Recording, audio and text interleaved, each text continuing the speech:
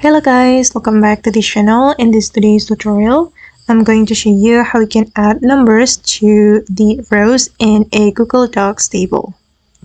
Okay, let's get into it guys. I have prepared my table in my Google Doc and I'm going to show you how we can add number to this number rows automatically.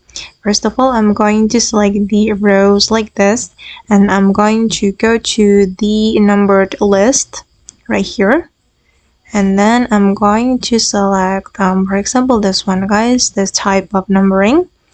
Okay, and now the numbers have been added to the row and I'm going to right click on it and click on continue previous numbering. Okay, and this is the final result, and you can customize it according to your needs. And okay guys, that's all the way to add numbers to the rows in a Google Docs table. I hope this video will be useful for you. Thank you so much for watching, and if you found this tutorial useful, don't forget to like, comment, share, and also subscribe to the channel. Bye!